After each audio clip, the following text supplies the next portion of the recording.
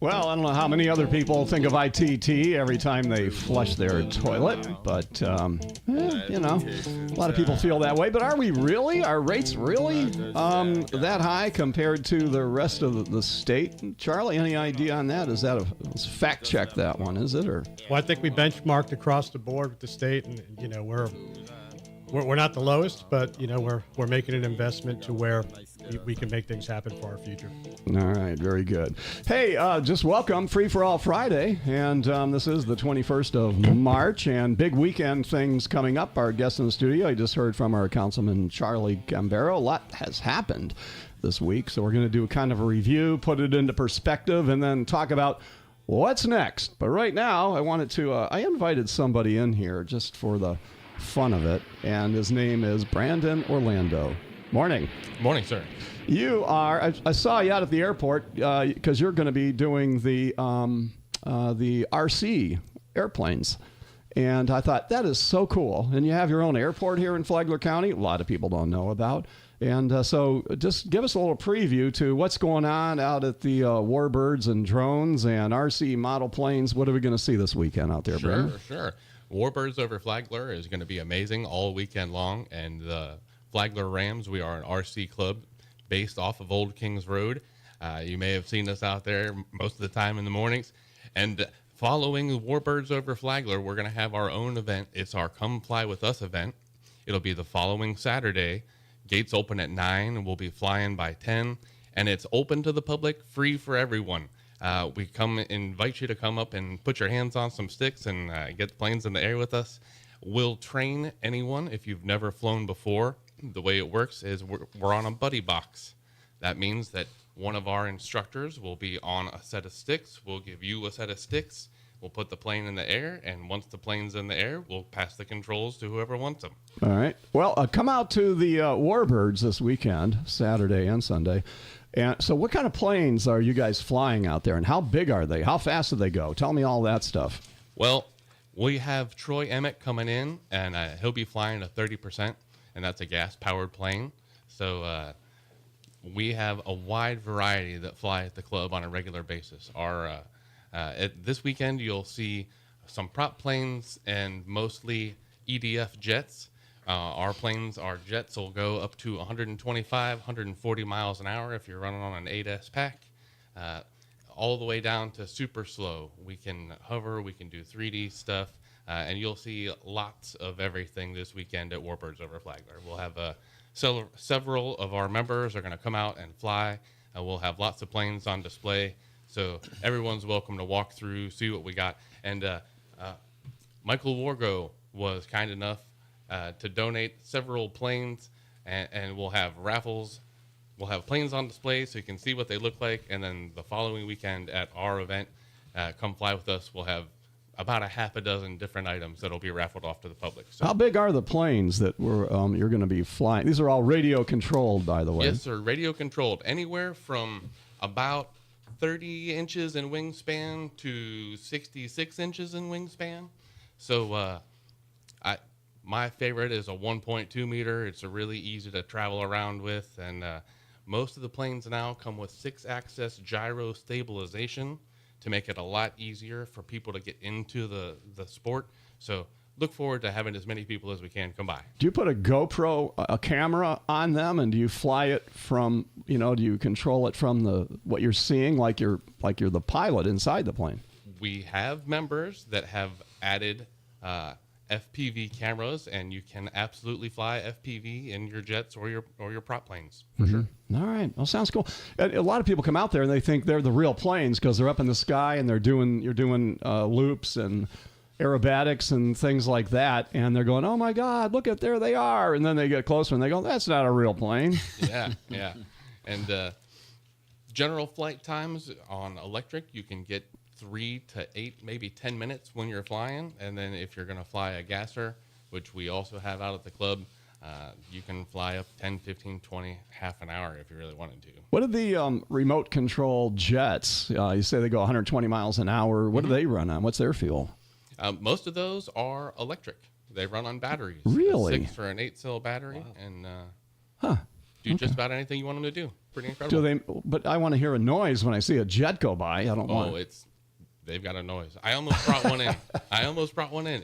It sounds like a full-scale jet. Really? It's pretty cool. All right, awesome. So that's at the Warbirds Over Flagler and the Sky Glow drone show, which is this Saturday and Sunday. If you're watching on the podcast, hurry up and get out there because the drone show is the 22nd, which is tomorrow, March.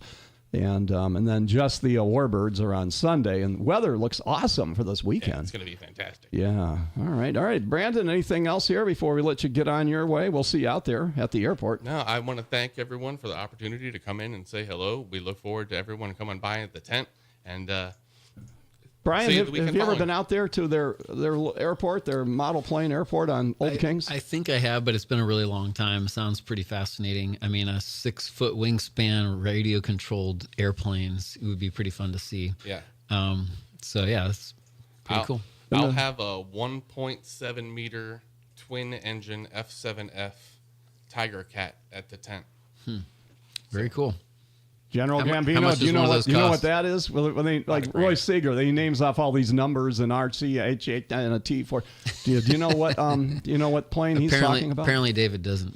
I don't. It sounds like a pretty awesome piece of equipment for show and tell, especially if you're going to have it there at the airport for everybody to take a look at. But best of luck to you. Yeah. Fantastic. My family and I plan to be out there. Awesome. Right. Look forward to seeing you. It's so great to bring the kids to. Yeah.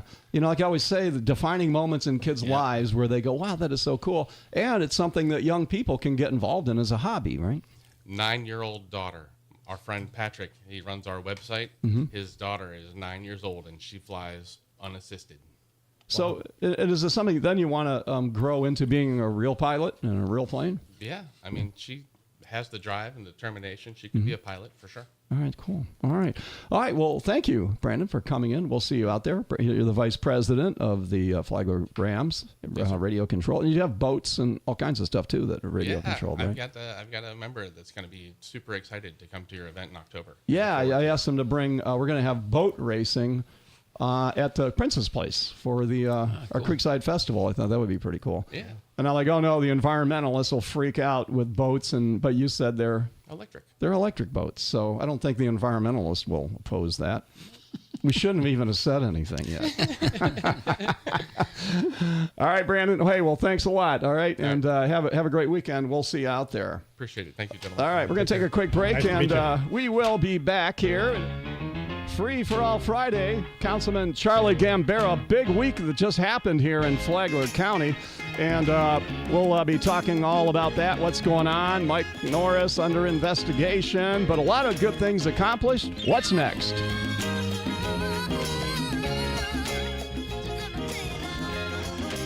Tired of chasing down rent or fixing that leaky sink at 2 a.m.? Let Serenity Realty Group handle it so you can sit back, relax, and maybe take up a new hobby. Call Serenity Realty Group Property Management at 386-221-2255 today. Serenity Realty Group, peace of mind, one property at a time. Are you wondering if that old paint in your garage is still any good? Bring it in. We'll let you know. And while you're at it, if you need to match a color, Chip off some paint and bring it in. our color matching is unmatched. Benjamin Moore, corner of Old Kings and Utility Drive. Palm Coast. Hi, it's Diana Minotti of Diana Minotti Fine Art Antiques and Collectibles, host of Diana's Treasures, Making Antiques Great Again. It's a brand new show about the true life adventures of an estate praiser and liquidator. Sundays, 10 a.m. on WNZF.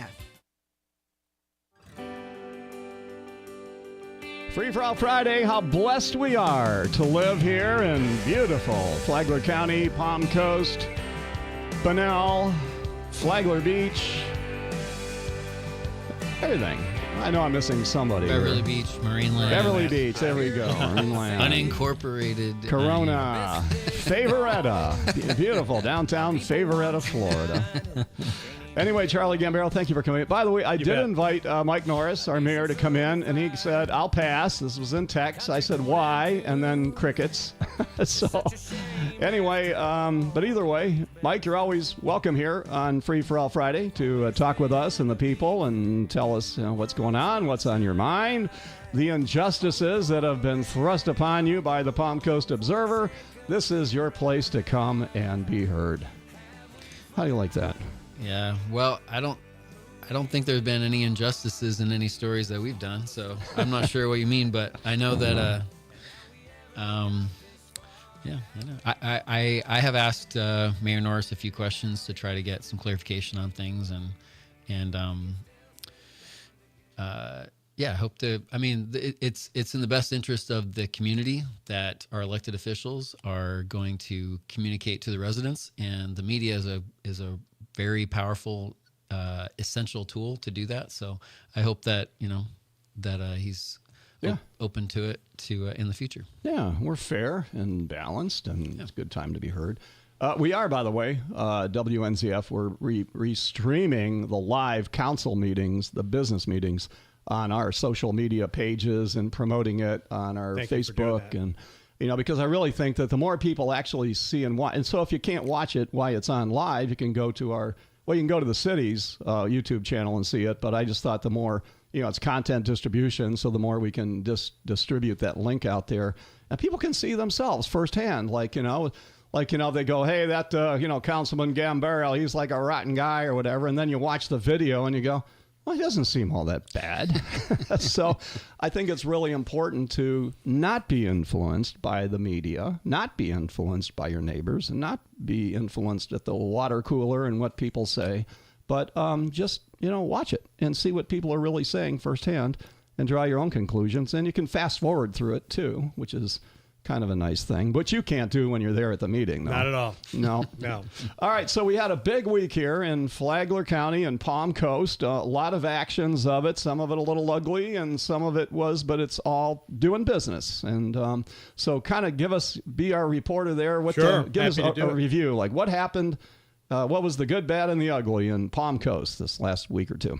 Well, it's great to be with you, David, and Brian as well. And, happy Friday. I say this everywhere I go. We're so blessed to be able to live in a place like Palm Coast. It's paradise. And we as council members are working as hard as we can to provide the best services to continue to support that way of life and quality of life moving forward. And in doing so, we really had a historic week here with the city of Palm Coast.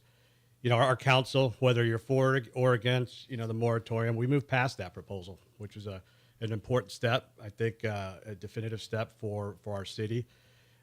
We made the very difficult decision to invest over $500 million into our infrastructure, which was overdue, and I think it was a tough choice to make.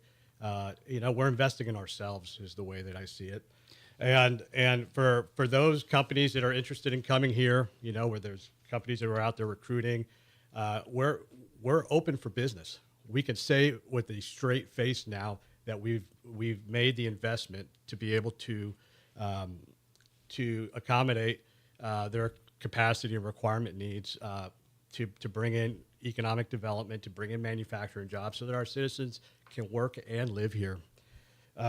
We supported Let's talk about the open for business a little bit here. Sure. I think that deserves a little more conversation because, first of all, why would you even have to say that? Well, because, I think that as we look at our tax base, right, we're, over 90% residential. We're trying to diversify the tax base. But there's a lot of concern from, company executives that I've engaged that are, hey, do you have the capacity, to support, our needs? Is the infrastructure there, and the answer was, well, we're working on it.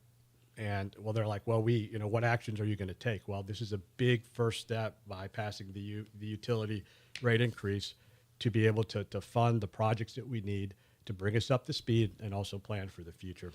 Which, by the way, we talked earlier, and I'm not sure where Pierre Tristram, I'm not sure what the research was that he shared that said that the average in the state was about $68 for a water bill. What I remember from the consultant and what the city staff presented was comparing other cities that were about our size. Correct. So it may be a little different from, different places. Also, whatever the rates are, some places have water that's easier to get than others.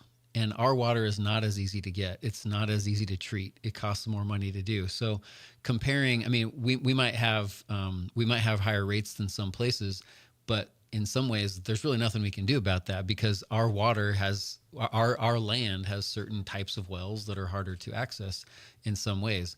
And so, but when they showed the graph of like how many, what our rates were, we were pretty much in the middle of the pack. That's right. As far as our cities, our size. So when you think about what we're up against with our wells are kind of harder to deal with, then it doesn't seem like we're in as bad shape as that. And also, another local comparison is Flagler Beach, which is $20-$30 a month more, from what I remember from that presentation, than the city of Palm Coast residents pay. So,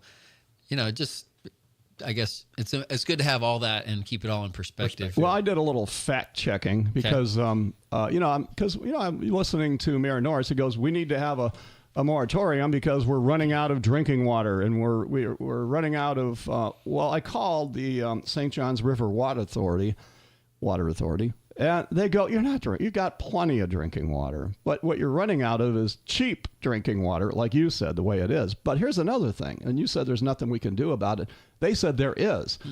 Palm Coast in Flagler County is off the charts with irrigating our lawns and things. Yeah, we way over water compared to other, and that's what then it goes back down into the ground, and then the real good drinking water. So if we would irrigate a lot less and not keep throwing all that back down into the aquifer, then we could actually have an effect on what it is. But we're not educated to it because they said, tell everybody the more you water doesn't mean the more your grass is going to be green. Yeah, I also kind of wonder, I'm not sure I know enough to be dangerous on this, but I believe there's kind of restrictions on things like, low water landscaping in your yard. Like if somebody wanted to, I've seen some places where it's like a desert scape.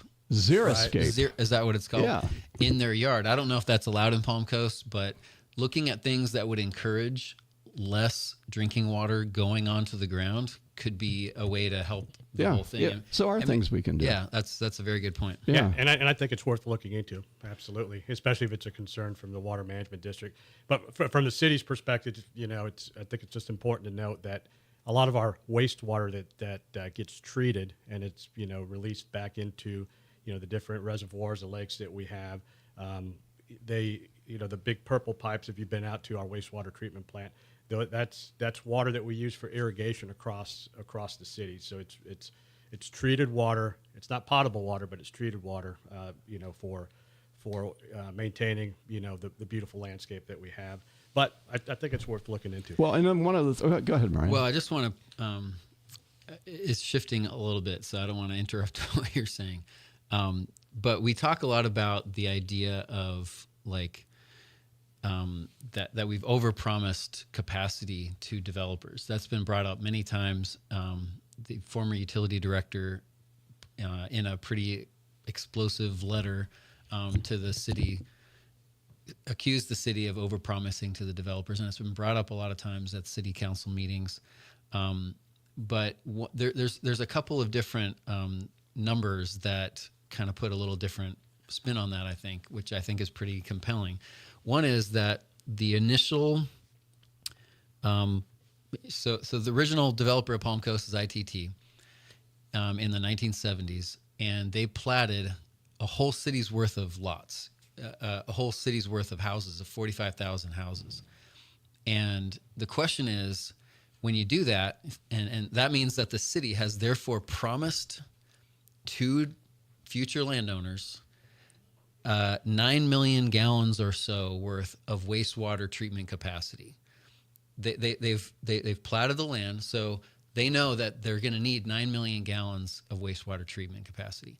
So the question is, at that point in time, in the early 70s, how big of a plant did they build?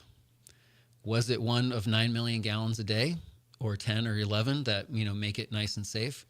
No, they built a wastewater treatment facility that would handle 300,000 gallons. Yeah, it was a package plant. A tiny fraction of what would eventually be needed. So why did they do that? Did they overpromise that means that they would certainly not be able to handle the wastewater treatment if everybody moved in. Is that called overpromising to developers? Somebody might say that, and if that's the case, then yes, we have, because we have been in an overpromised capacity for 50 years. But the question is, why did they build 300,000 only at that time? It's because only a few thousand people lived here, or only so many thousands of people lived here. That was all that they needed right then. So if you built a capacity of 10 million gallons, then all those people would be paying so much money every month for capacity that wouldn't be needed for 50 years. And that would be so much money, so much of a burden on those residents. So that really wouldn't make a lot of sense. And then also, and this is, again, I'm just repeating what things that have been said by the stormwater and engineering director, Carl Cody, has repeated in many meetings, but you actually can't build a stormwater facility, a wastewater treatment facility too far above what you're using right now, because you have to have pressure in the pipes. So if you built one that had a large pipe that would eventually be big enough for people 50 years from now, then the people who live there now, it would just be trickling down this big pipe, and you wouldn't be able to flush your toilet because there's not enough pressure to make it work. So the only way that the system can possibly make sense is to grow slowly over time with the residents. And as of right now, we're still not using that build out still hasn't even happened yet. Those 45,000 are still in progress. There's still 7,500 lots that haven't been built on yet. So have we overpromised the developers?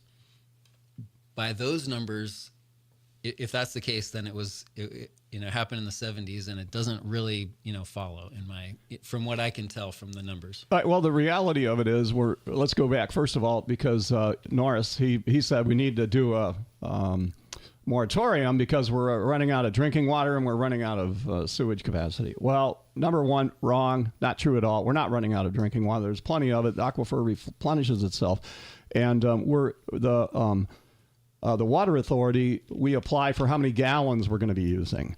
But when we have new developments, we just reapply for more capacity, which is there. So that's another thing, that it doesn't mean we're stuck with this is all the water we're getting. If there's a reason for having more water, all we have to do is apply, and they give it to you. It's not a, it's not a big deal, basically. So plenty of drinking water for a long time. Cheap drinking water, we can have an effect on, and we're going to have the St. Johns River Water Authority in to talk about that, because April is Water Conservation Month. So we'll educate people, and your grass in your bushes will look really great, maybe by using half the water that you're putting on it. So that's right, David. If I can just jump on Brian's point here, that's exactly right. And I think that's a very good perspective to lay out for everybody to listen to. Our wastewater treatment plant, number one, has 6.83 million gallon capacity per day. Per day, and if you look at the average daily use, which is what the Florida Department of Environmental Protection uses, we're under that. And, unless there's a high water event and we have water intrusion. Our second wastewater treatment plant, we're getting ready to bring online an additional. It already has 2 million gallon capacity. We're going to have an additional 4, right? That's going to come online. So when you add all that up, it's, from a city's perspective, we're going to have that 10 million gallon that to build out the rest of the lots. Actually, when this new plant, when wastewater treatment facility 1 is expanded, which is going to be possible because of the rate increase that was just passed by the city 3-1, that's actually going to bring the total to in the neighborhood of 15 million gallons a day. That's correct. By around 2029. And we're projected to be using somewhere in the neighborhood of 8 or 9 million. So it's going to be, it's going to prepare us for the future in the long term. So the only question I have based on that, I showed this. By the way, I'm looking at a graph right now. This is on page 3A of the Palm Coast Observer. Hold it up to the this camera. Week. Yeah, I'll do that. But you won't be able to see it. Maybe I'll share this graph on our Facebook page. I can probably do that during the next commercial. But when I showed this graph to my wife and tried to explain this, because I'm trying to is this, I think I'm understanding this right, but she pointed out that if we aren't supposed to have the pipes too big, because then they won't flush, are we not? I mean, we're now there's going to be a lot bigger gap, somewhere between 8.5 up to 15. We're going to have like twice as much capacity as what we're using. So I'm kind of curious about that. Like, is there and maybe it's just because, well, first of all, the pipe size is a different question from what the plant can handle. I guess it's a different. Yeah. It's a different So question. just remember the second wastewater treatment plant does not connect with the first one. That's the first piece. So from having that pressure that you need to make the system work, I think I thought they were sharing. There is, but There's some. Wastewater treatment one pretty much covers all of I guess the original layout of Palm Coast. But I think we're going to be fine overall. I think I think it's a good news story to have that extra capacity, and we'll work towards it. The other piece, that you touched on, David, was our fresh water supply. Our investment this week into our city is going to pay for those new sites, those new wells, the movement in that direction. We brought, we invested in two earlier this year, two new water wells. So we're investing on both wastewater and water supply for our communities. We continue to grow. So to make it simple for most people that don't follow all these details and millions of gallons and all that, the perception was put out there that Palm Coast is crashing and burning and we've got to put a stop to all this right now. Isn't true. It's not. So how does that perception, how do so many people, I mean, why can so many untruths be put out there and as kind of accepted as fact? Well, I will tell you, I got appointed back on October 1st, 24, and within a couple of days I was out and about, surveying the hurricane damage. And one of the things that jumped out at me was, the statistic of, well, we've got 22 million gallons a day, flowing through wastewater treatment plant 1 and this and that. But it's, where it becomes an issue is when we have water intrusion. Okay, so what are the biggest points of water intrusion for our wastewater system? Really, it's the PEP tank. Our PEP tanks a lot of them are coming to the end of their use of life. They have to be replaced. We moved forward on some of the repairs for that, but we chose to hold off in order to pass the utility rate, increase. Are we putting PEP tanks still in the ground? We are. Oh, see, those are mini septic tanks. Kind of. Yeah, with a sub pump that pushes out to the lift station. They're like little mini lift stations. Yeah, lift station. There you go. Yeah. The thing is, the intrusion. It keeps being mentioned as I. It's intrusion from the ground. It's like when we have a rainstorm, the rain is not supposed to get into the PEP tank or into the city pipes, but because they're old and they're kind of leaky and made out of clay, it does get in. I didn't know that. Yeah, the water does get into the sewer system. So you have when we have a big rainstorm, that's really what's pushing it. So to Milton, above and beyond. Yeah, Milton really drew attention to that. But if there was no Milton, and there is no Milton today, it's beautiful weather out and everything. Our sewer or wastewater plants we're good.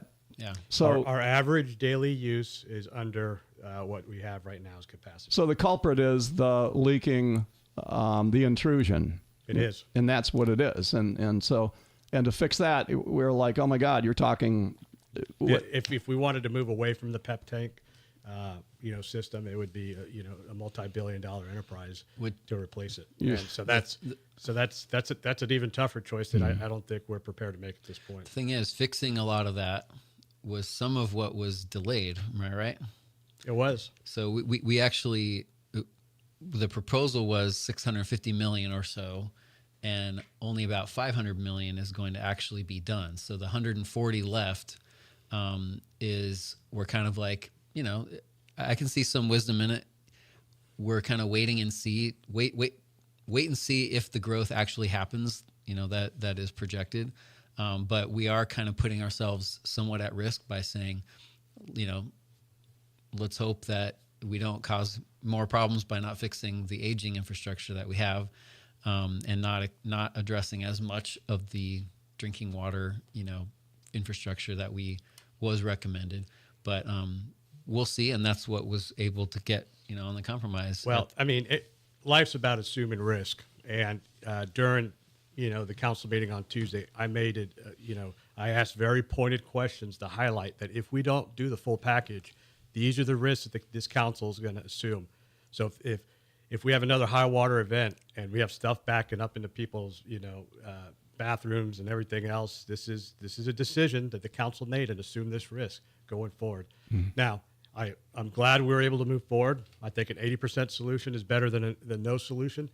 That's what I used to tell President Trump when I worked for him at the White House, and we're moving in the right direction, and we'll reassess when the time's right. Let's move on past utilities and Sure. all that. I think people kind of get it, and I hope that you do not just go by rumors or falsehoods that are put out there and perceptions and things, because we're really not in all that bad a shape. But what we do need to do mostly is to replace or repair those clay pipes, and that would solve a lot of problems if we didn't have that into it. Okay, you kind of threw a bombshell out there at the end of the meeting where you had brought forward HR complaints against our mayor for being out of line and all that. Do you want to kind of explain how that all came about and what's going on?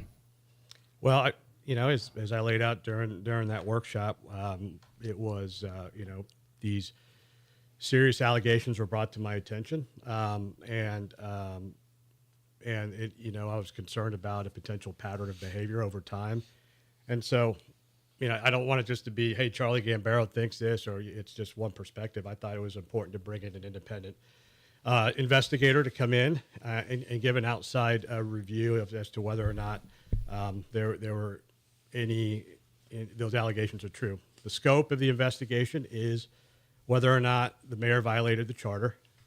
Okay, and so I asked some tough questions of the city manager during that meeting, and she confirmed some of it, and she confirmed it.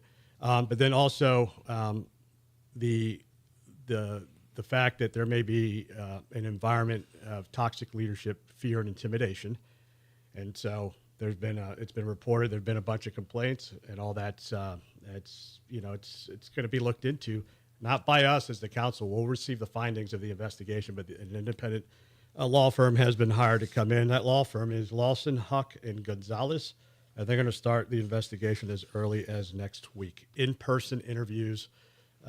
So they kind of ask the whole staff, and they can speak off the record and not be in fear of retaliation to this investigating law firm? That's the intent. Mm-hmm. If the allegations are true, come forward, present the facts. Some of it may be true, some of it may not be true, but we just need to get to the bottom of it. And, we as a council look forward to reviewing those findings and moving forward. So I've been thinking a lot about this. There's one sentence in the charter that is at the center of this, and it says this: except for the purpose of inquiry and information, the council and its members, including committees thereof, which also includes the mayor, the council and its members are expressly prohibited from interfering with the performance of the duties of any city employee who is under the direct or indirect supervision of the city manager or city attorney. So I've been kind of referring to this as the non-interference clause, and I think I've heard it referred to that way. But expressly prohibited from interfering with the performance of the duties. What is the definition of interfering with? Because you can ask a lot of questions, and the mayor has asked a lot of questions, and he did even again in the last city meeting. He said, why is somebody allowed to, why is it's talking about like people stealing time, not turning in a time card correctly and things like that. how was that handled? Why was that outcome? Why was someone suspended as opposed to being fired? In a way, that sounds like inquiry, asking questions. Where does it draw the line to be interfering with? And I guess that's one thing that this investigation may, I guess,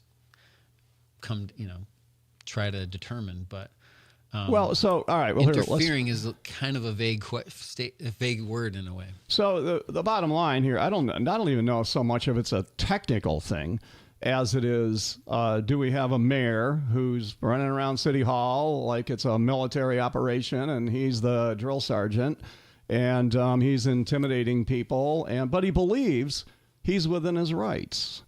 And if it's creating a toxic culture and everybody talks, it's a huge distraction to day-to-day business with staff because, they've got to be, oh my God, the mayor was in here and he did blah, blah, blah and everything.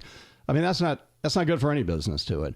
So maybe he just doesn't realize or know what he's supposed to do or not do, and that he's overreaching. And also, is that because we don't have a city manager? We have Lauren Johnson, who's done an awesome job. She's just kind of keeping things held together, and she's doing a good job at it.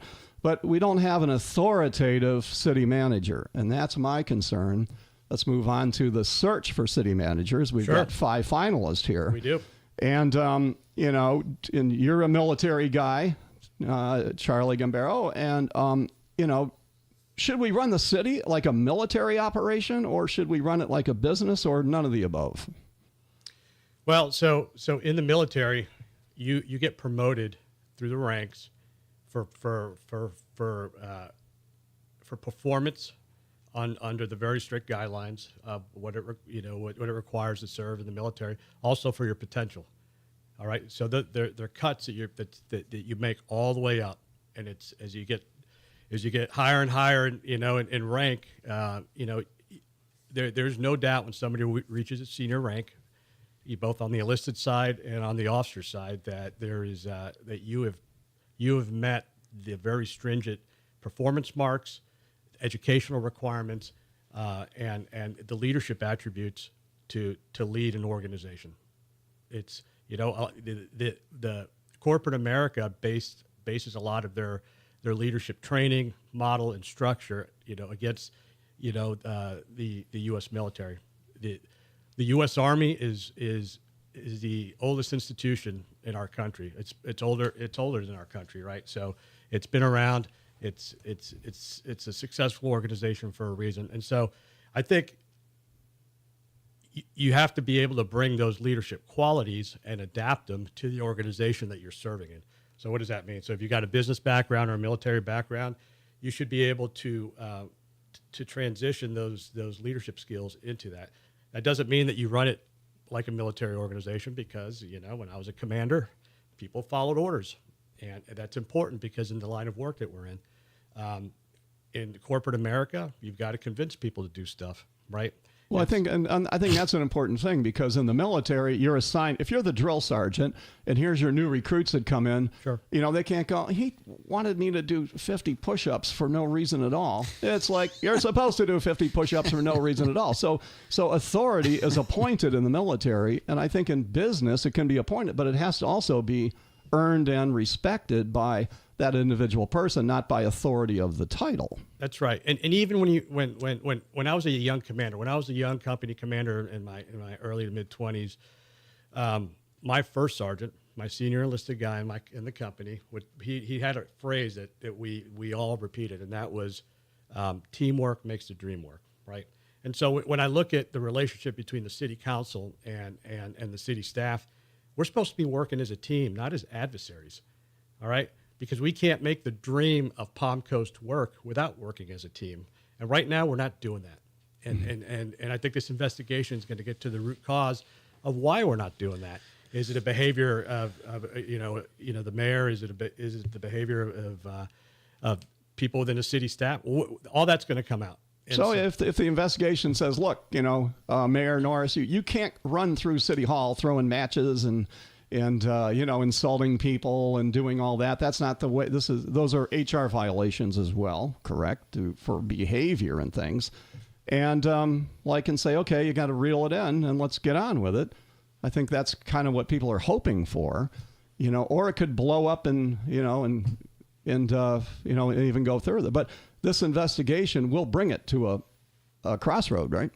I think that's what's required. And, I don't want to prejudge the investigation, but, I think, we look forward to reviewing the findings. And then as a team, we need to decide how we're going to police up ourselves as a council and put this behind us and continue to move forward. Because, as you said, David, we got a lot of great things done this week. Not just the passing of the rate increase, but we supported our cultural organizations, right? We approved grants. We renamed the Southwest Rec Center in honor of Friends of Tennis. Our community wing was named after our former mayor, John Netz. And just a couple months ago, we passed the Palm Coast Heroes Act, which ensured that our city employees that are twice the citizen that serve in the National Guard and the Reserve and the State Guard are properly compensated while they're on military leave. That was a gap in our policies.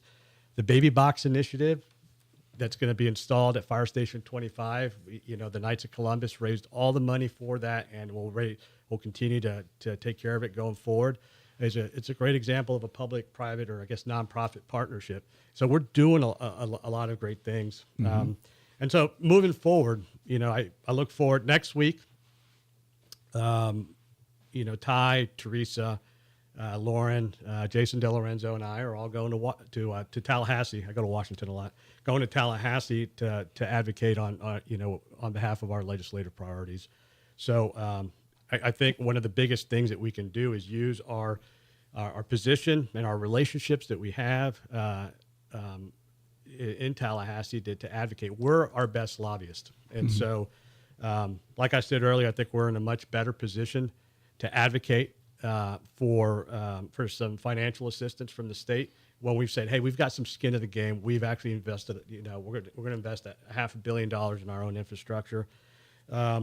Just so you know, we had Sam Greco on last week. Yeah, he's great. And he was saying that, hey, everybody, don't have high hopes this year because all the federal COVID money is gone, and we're going back to pre-COVID state budgets and money and things like that. So don't take it personal, but they just don't have it this year. So it's going to be more competitive than other. It will be, and I think for those of us that have chosen to have some skin in the game, if you would, as far as resourcing our own projects, they're going to be more apt to support it. One of the projects in our legislative priorities is the equalization tank. That's about a $10 million project. But if that's part of the addition that we want to do at Wastewater Treatment Plant 1. So it is one thing to ask for money, but if we were to ask for a specific project, I think for high water intrusion or for high water events, if we had the ability to hold, millions of gallons of that wastewater, so the wastewater treatment plant number 1 can process it at its due course, would help us. Mm-hmm. So that's a specific project that I plan to ask for because I think it makes sense. It helps. We can get that tank up and running if we had the funding. So that's cool. Here. So understand that. So in other words, we have another Milton. And all of a sudden, it's leaking into our clay pipes. Right. We can pump it into a holding tank till after the storm is over and things start residing, so it doesn't go right into the sewer plant. Correct. Okay. Yeah. All right. I so got that. That's a near-term project that if we got funding for, we could execute on right away. And then the other piece is that would be huge. We've also asked for that from Senator Rick Scott. As part of the appropriations process. We had his chief of staff or his district director come out. I'll be back up in D.C. in April, and I plan to visit with him, and I'm going to try to get him down here so he can see for himself and see that it's worth the investment. So it's not just state money. I'm again leveraging my network to try to get federal funds as well to try to offset the cost, because if we get those funds, that's less of a bond that we'll have to put on the back of our residents. Mm-hmm. Okay. All right. That's all good stuff. Give us some more good news. We're ready. Let's see. As far as our priorities, we also have, we're going to advocate for the YMCA because I think that's something that's really needed. We'll have a workshop, I think on the 8th of April, where the YMCA CEO will come and present some options. And what we're looking for is, how do we tackle and maintain our current pool facility that we have. This would be a town center, the YMCA? It would be, yes. Great. But what's the transition point? Because there are a lot of our residents that use the pool, our current pool, and I envision an arrangement where they would offer to take over the running of the pool at a cost less than what we're spending, because we're just dumping money into that pool. All sorts of repairs need to be done. And then at some point we transition to the new facility that it would be within Town Center. And it would have a fantastic pool. I think they're going to bring forward some renderings of what it would look like. And so it would certainly be an investment, but also if we can get some state funds for doing that. I know Senator Tom Leake is a big supporter of the YMCA. I think we would be in good shape in moving that forward, addressing the current needs for our pool requirements and also for the future. Great. There's so many cool things going on at Town Center. A lot of people haven't driven by there lately. What is that? Promenade. Promenade, thank you. Yeah. That, I cannot believe how fast that is being built. That is going to be kind of a mecca center of fun and entertainment and a lot of things and that's what Town Center was designed to be. You look. I went to a. We also have the Ormond Beach Observer, and you walk down Granada Avenue or Granada Boulevard. Right. Sorry. Yeah. You walk down Granada in Ormond, and it's this, all these shops, and it's like, how cool would it be if Palm Coast had something like that? I went on a field trip with some Ormond Beach, other people in Ormond, to DeLand, where there was like this whole night market and all this walkable area and a lot of little shops. And it's like, how cool would it be if Palm Coast had something like that? Well, that's kind of what the promenade, the promenade is kind of like the real beginning of that. You have the movie theater, and then the city hall and a bunch of basically nothing right now. But the promenade, there's a lot more of that could be built around there. Palm Coast could have something just like those places. I know. I would like. I think that's exciting personally as a resident here. It is like an entertainment district. Exactly. Yeah. And with restaurants and bars and live entertainment, I would like to see a little amphitheater over there by Central Park, where local people can get up and jam and play and kind of create the atmosphere of music, just kind of wafting in the evening across the.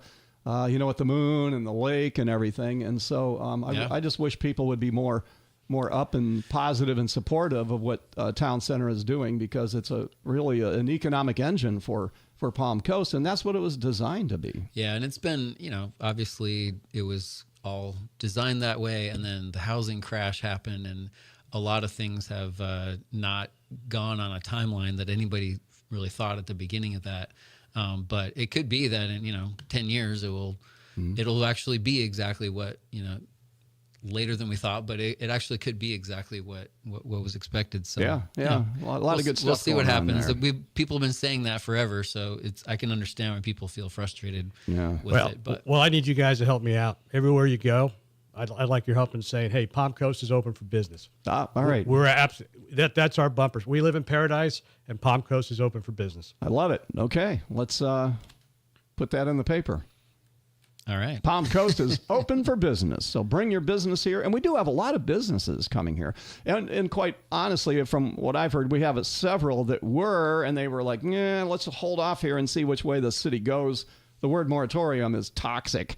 To anybody that wants to come to a community for any reason, not just for developers or whatever, but because it kind of puts an image that we're not a very, progressive or business-friendly type thing, like, hey, shut the door, we're here, we don't want anybody else, and not a healthy message to put out there. So expand a little bit more on, because at the beginning I said, why do we even have to say that? So all right, Palm Coast is open for business.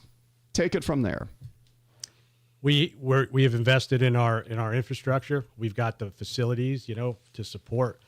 We have a plan, a vision for the future as we continue to grow, and here's our comprehensive plan. These are our values and our priorities as to why you should invest here, and look at all the great amenities that we have, and so.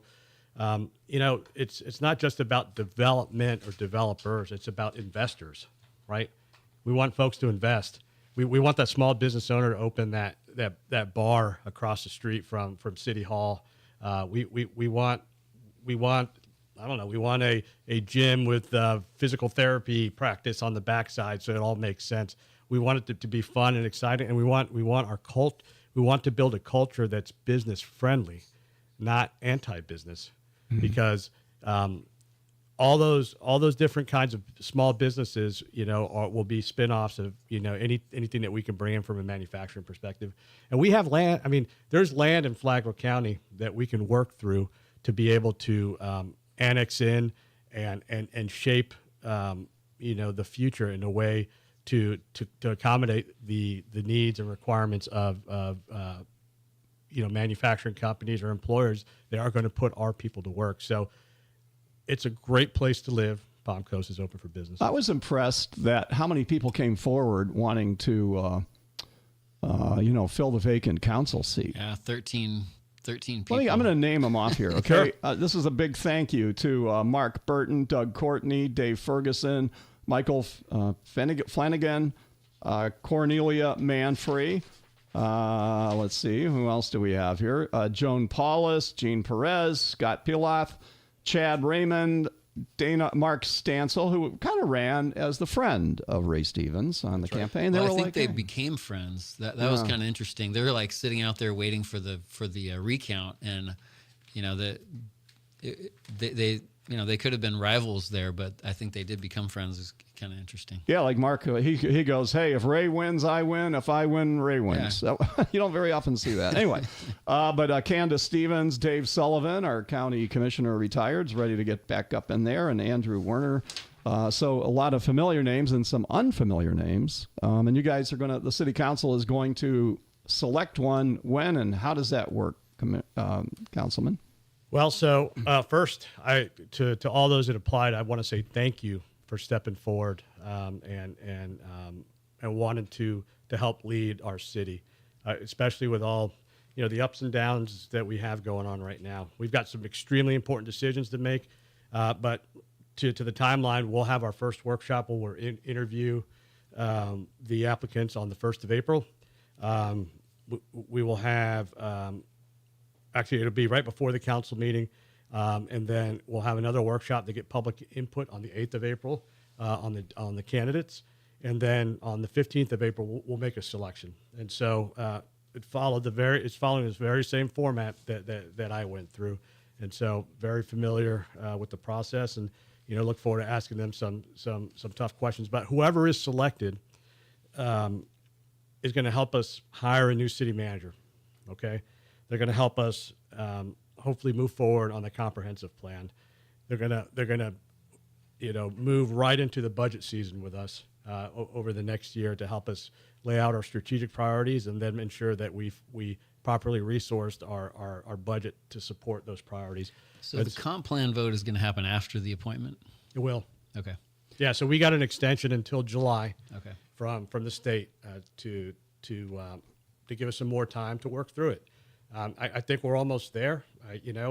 It's we as a council, we're working, we're compromising to move forward for the betterment of the city, and so. But I'm just thankful that we had 13 quality applicants that applied. So you're going to do that kind of like voting, like is it going to be a public vote where it will be like you do it where you go, okay, score these different people, just like it was when you were appointed, for the city man. Is that? I mean, the day that the decision was made, I had no idea that that I was going to 2 hours before you're one of the candidates, and then you're being sworn in. Sworn that same in, day, and right? then as soon as you're voted, you're sworn in. You're sworn in, and you're making decisions. Yeah. But it's just the way our council and our charter is set up, and I'm just thankful that we've got quality people that are willing to step forward. 5 finalists. We've been for city manager, and we've been featuring one a day on the radio with you hear their voice, and you can tell a lot about somebody, I think, by their enthusiasm or whatever. So I've enjoyed listening to their short. I don't know if you've heard the short interviews. I haven't. I was actually I heard that you guys had done that, and I need to go back and so listen today to was the 5th one on it, but you hear, we don't have, nobody wants to come here. We don't pay enough. And, the city's a mess. And who in their right mind would be our city manager?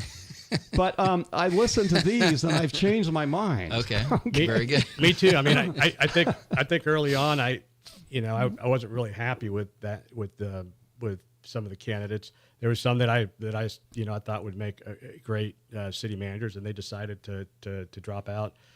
But we've got one of the candidates is a 30+ year veteran of being a county manager. That's really, I think, important experience. We've got one that's run a public works department and has military experience. Well, that's kind of important for us too. And then we have another gentleman that has run the Department of Transportation for the state of Iowa and has 14 years or 17 years of experience in Wisconsin. And so this is a guy that was nominated by President Trump to serve on the Federal Highway Administration. So quality people, I think, is what we're getting. Even Sonia. I forgot. Viveros, yeah. I might be getting that wrong. She's got experience. I've got some reservations. She's a former city manager of a similar sized city. She is. Yeah, and I've got some reservations about her going back and forth, but hey, I'm willing to talk to her. Yeah. And ask her, those questions. And so so I think we've got a good pool to select from, and my hope is that some of the developments over the last 2 weeks doesn't spook any of them away. We want them to remain engaged and go through the remainder of the process. Well, I think, a lot of people know that what happens in Palm Coast, this isn't like some weird, freaky thing in the city, because I've been in a lot of cities where this kind of stuff happens all the time. It's part of politics where it, gets a bit ugly, and personalities and egos and all that. But I guess, that's what makes good government, where you have a variety of different things to it, and then it kind of settles down, and then you get headed in the right way. But I would look forward to a city manager coming in here that is just kind of wide-eyed and excited about what we have. And I heard that in the voices of these 5 applicants this week. Absolutely. Where, my God, what an awesome place. They would be honored to work here in a great place in Florida. We have so much to offer and enthusiasm and things. And that's contagious to the community, to the citizens, to the city council, and to the staff at the which really need a boost in the people that work so hard and do such great jobs for us here in the city, that kind of sometimes they feel like it's a thankless job, but it's not. We thank all the staff here for everything that they do every day and work hard to make this a great city. We just need that right leader that's enthusiastic and and says we're open for business. That's right. And teamwork makes the dream work. We should be working as a team, not as adversaries. Hey, we're over time. We got to go. Anything, Charlie Gambaro, thank you for your service to our country and also to our city right now. My pleasure. Any final words from you before we go for the weekend? Palm Coast is open for business. All right. Say that again. Very good. All right. Brian, what's up with you? Yeah, well, I'm cheering on from a distance the Warbirds over Flagler and the drone show and everything. It sounds like it'll be a great weather and a great event. Sorry I can't be there, but yeah, and thank you for being available, Mr. Gambaro, for being doing an interview. I know that sometimes there's kind of tough things going on, but I like I said, I really think it's important that our elected officials are open to talk to the media, and I think we're all better off if we can try to understand where you're coming from, and so I appreciate that you made time to talk with us today. Yeah, happy to do it. All right. Hey, it's Warbirds Over Flagler and the Sky Glow Drone Show. Sky Glow Drone Show, Saturday, 22nd, tomorrow, if you're watching this live. And all the Warbirds